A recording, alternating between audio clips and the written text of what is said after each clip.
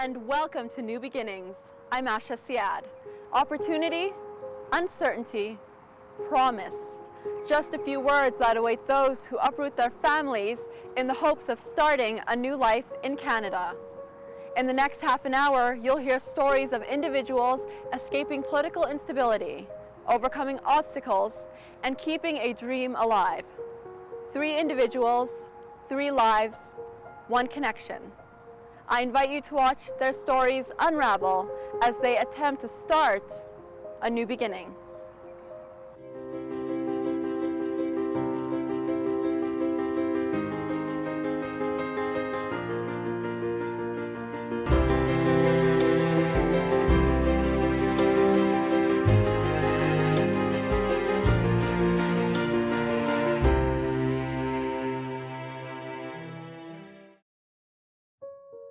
Our first story follows an award-winning marathon runner from Kenya who finds himself cleaning the very place he should be training.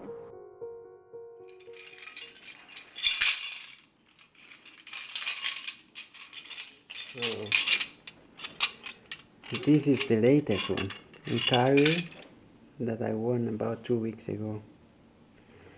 And this one was for Asia, the Cairo.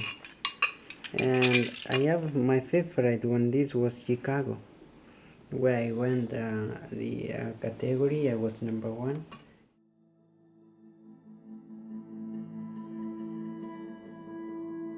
My name is Benard.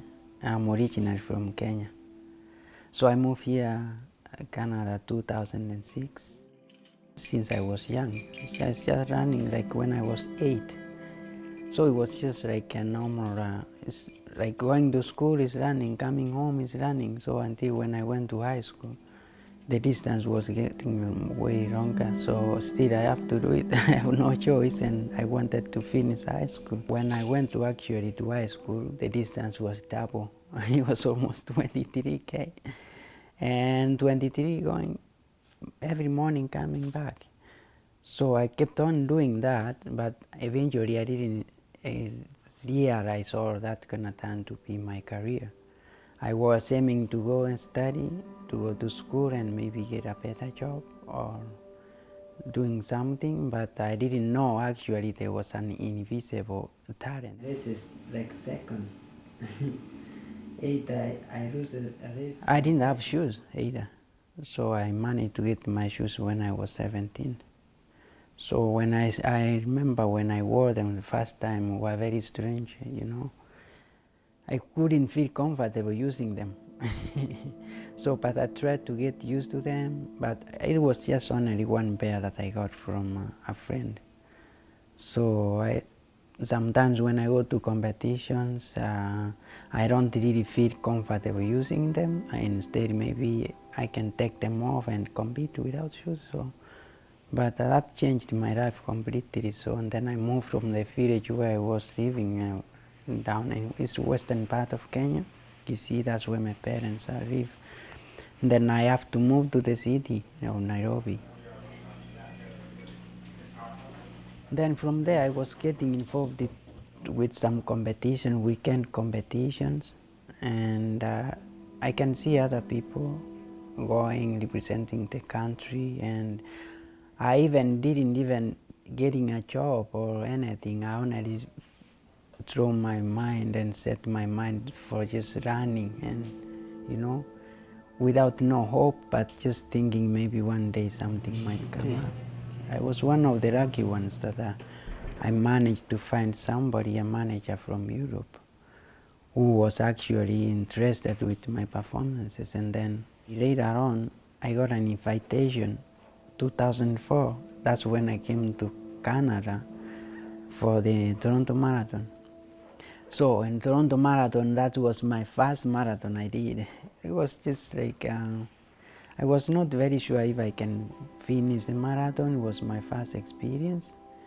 And then I was just running, you know, I was not just trusting myself.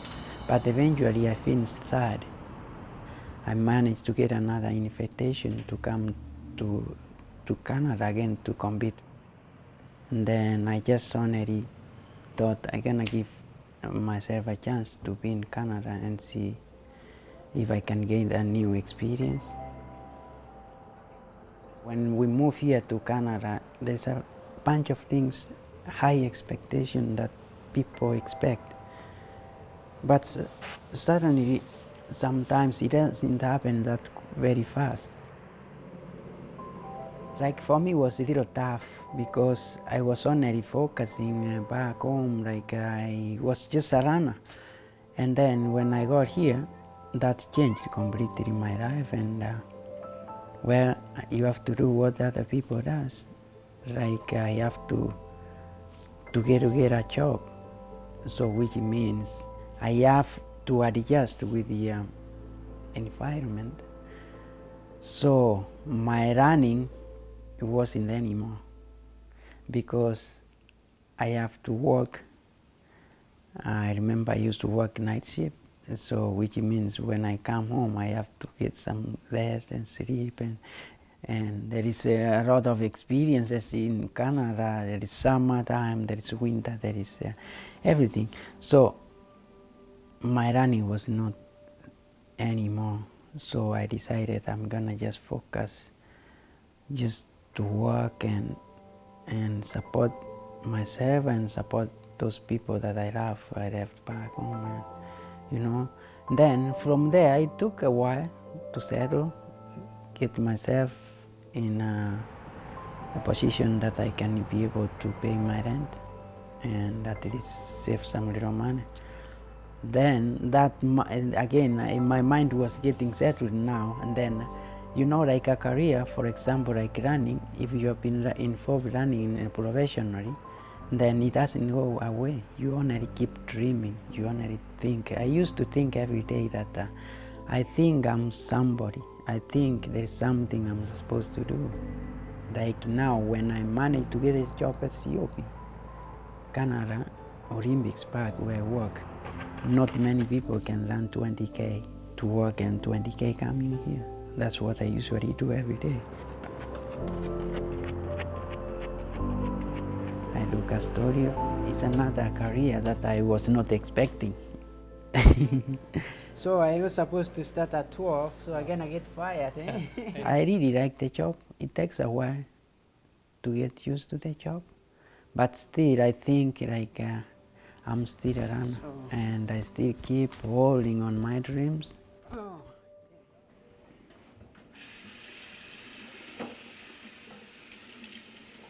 There is always a lot of discouragement you might face, like when you are on the way to succeed, but you have to be strong in mind. Like when I was a young kid, most of my friends, my colleagues, they know that I'm a runner, and still I'm doing it. Some of them are not. So I think there is a reason that why I'm holding this so tight, and I think I need to show the world that something can happen through your dreams. So are you back with us now? Yeah, I am doing my snowboard coaching. Now, for example, I really train hard, and the way I train is not a professional way. So I know like one day it's gonna change, and I really need to go to like a high training camp, so that I think the more you train with strong people, the more you get stronger. But that has never stopped me doing what I'm doing.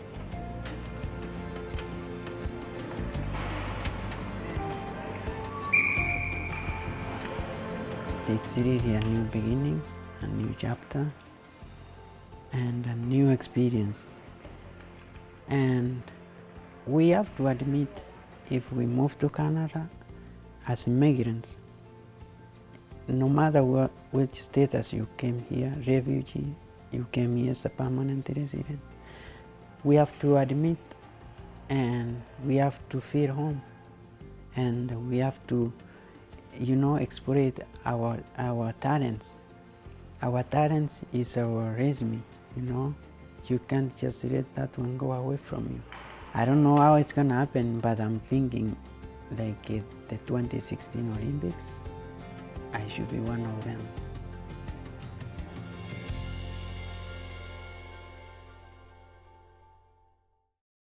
Benard is currently looking for a sponsor and is waiting for his Canadian citizenship. He hopes to represent Canada in the 2016 Olympics. Widad Al-Tahir was a lawyer back in her home country of Sudan, but after moving to Canada, the single mother of 5 now struggles to restart her career. All of this while raising children in an unfamiliar country. One, two. You don't want to speak? Mama, he doesn't know that. He doesn't know. Yeah, he does.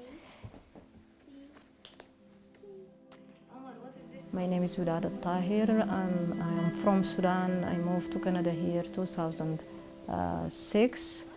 I was raised and born in Sudan. I completed all my education in Sudan. I'm graduated from Faculty of Arts. I have master's degree in art, and I am a lawyer at my back home country too as well. I didn't plan to come to Canada, but my ex-husband planned to. He's an engineer, and he thought that it is the best place for him to come here and find like good jobs and looking for better lives.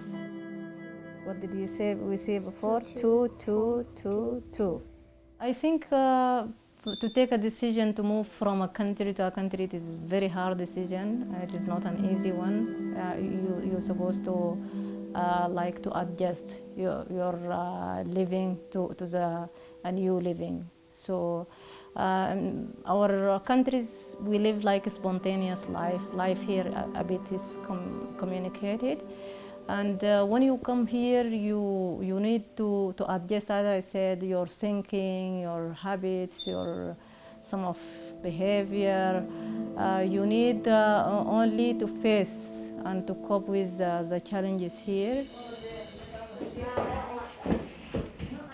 I have 5 kids. My older daughter is 14 years old, and she is attending Ayam Bazaljet school. She is in grade 8 now.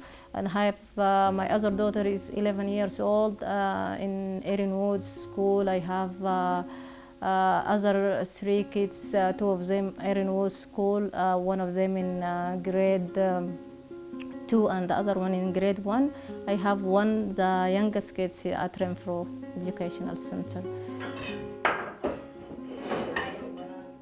And they are successful. There is no worries. I'm working hard with them. It is different when you are like educated mom is different from one who is not educated. So I all the time like ask and deal with their issues. When you have good communication with the school too, it helps you a lot. My youngest son, he was born with hemiplegia, and I work a lot with him. Like 3 years I didn't do anything. I'm just doing programs for him, like base kids program, early intervention program. He has lots of follow-up at Alberta Children's Hospital. But the good things here, the healthcare is very good. So right now he improved, and you did see him right now. He's running, he's talking, he's attending a school. He's fine. The shunt will stay in his head, yes. It will affect part of his movement in his right side, but he's doing well at school now. Childcare here, when you think about anything, if you want to do a job or if you want to go outside to do something or do shopping, you're all the time worried. In our origin countries, you have lots of extended family who can help you without money, just help for help. Here it is a very hard one, because otherwise you will not be successful in anything. Sometimes here in Canada, they did not recognize what you have in your country of origin. They have difficulties. Some of people go back to school, and it is a very serious problem when you have kids with you. Yeah, it takes your time, your effort. You need to get back again and have lots, like, of course, some people like even change their career to find a job here. For me, I started a job and 3 months, and they just fired me after 3 months. And it is very hard, you see. It is my first job here. I did lots of volunteer, but as a job, professional job, I didn't do. This is the first one, and I'm just discontinue right now. I'm looking for another job to do. I told you it is very hard to find a job, and it is very hard to be stable in one. Most of it because here they depend on the skills more than anything. Our systems there we depend on education more. It is very hard to come here and you have different values and different traditions, you see. And when you talk, when the kids raise here, it is different from when they raise there. If they raise and came like Sarah's age right now, like 14, it's okay. They already absorb everything over there. But the conflict between two cultures, and the parents feel worried that every country has like positive and negative stuff. For the future, I hope for my kids to be successful. I wish I could like get back to my career law field. Cats. I wish I have my own home. And I wish for my kids to be educated and all of them graduated from university, all of them healthy. Yeah, to improve our lives here. Cats. No? No catching? Catch him up. Widad is still looking for work and hopes to one day practice law in Canada. Marie Bamba fled her war-torn country in the Ivory Coast, leaving everything behind. She and her family resettled in Calgary, and it's here where she joined Ethnicity Catering, a program that empowers immigrant women one dish at a time. Hello, I'm Marie-Susanne. I'm from Ivory Coast, West Africa. I want to introduce my friend, Francis from Venezuela, Samia from Algeria, Sonali from India, Shakina from Afghanistan, and Ken from China.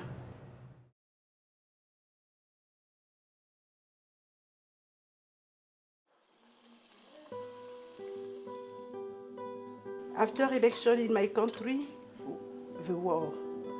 My husband lost his job. My children couldn't go to school. Everything is very hard for me and my husband and my children. I decided to come to Canada for better life. My house, my friends, my job, I live in everything in my country. I married. I have 6 children, 5 boys and 1 daughter. I've been living in Canada for 7 months now. Ah, tout le monde est rassemblé aujourd'hui. Bonjour les garçons, comment allez-vous? Not easy for the young. Yeah, not easy for the young.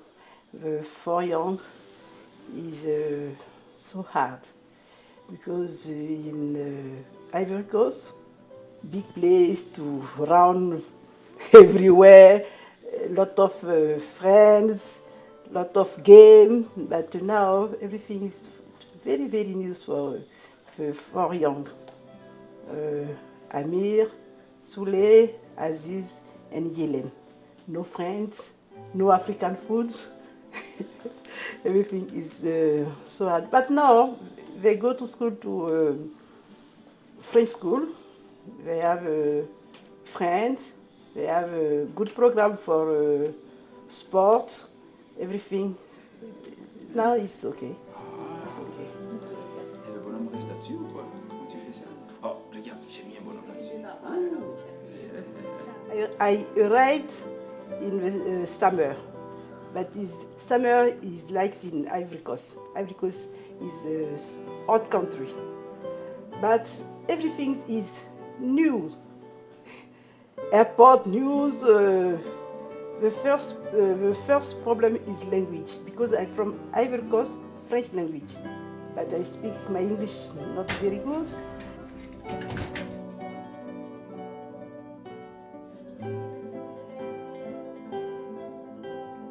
I saw one wife, she from Sudan.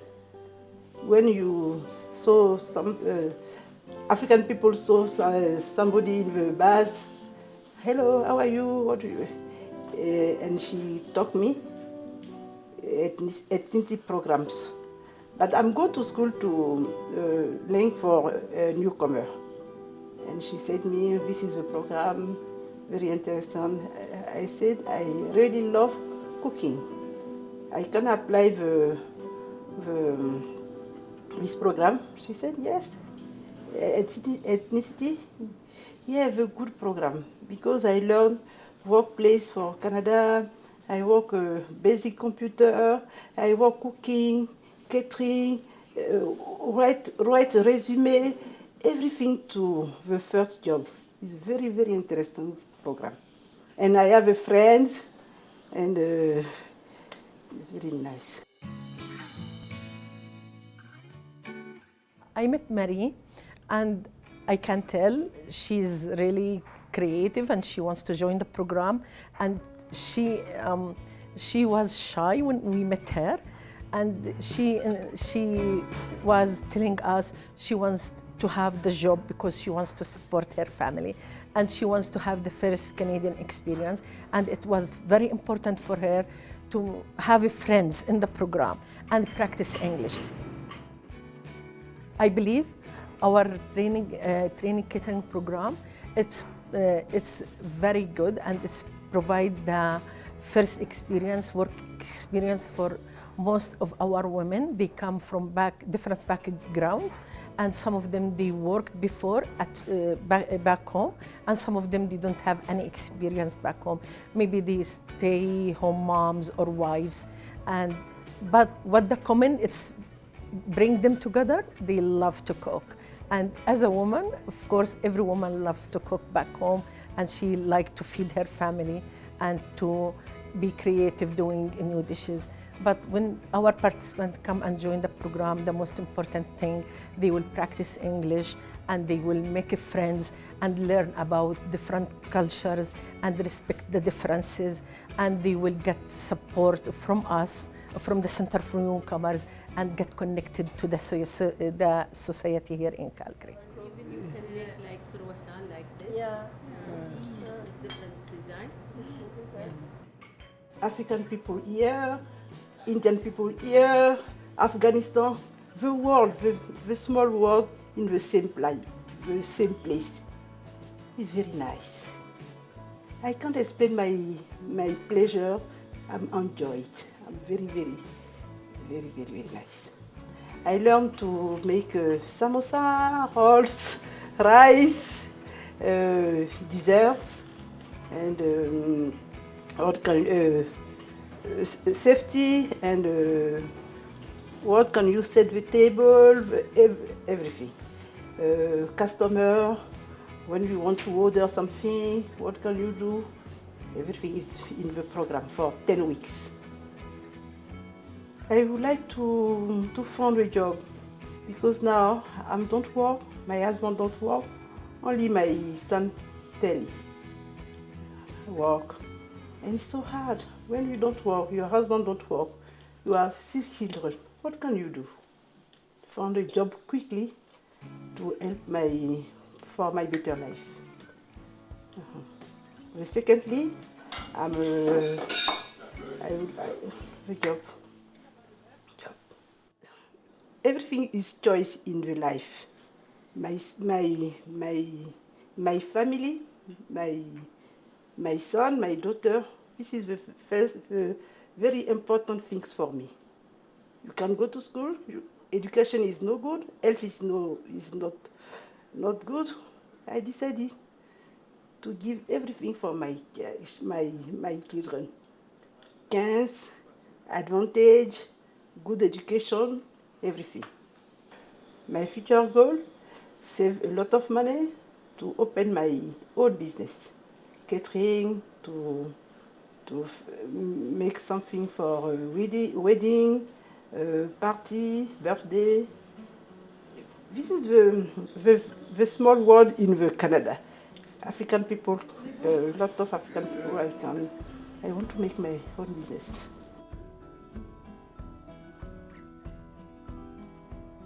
But I hope to make the best. I want to give the best for my children, for me. I want to learn everything because I have the opportunity to learn English. But when you go another country, when you want to learn English, you pay it. Now, the government gives you many times to learn English, many times to learn something. I want to learn something. I want good education. This is the best for me. Yeah, it's a good beginning for me. Vive les vacances, tonton Poussa. Vive les vacances, chez tonton Brocoli. Nous allons bien jouer et bien chanter. Nous allons bien jouer.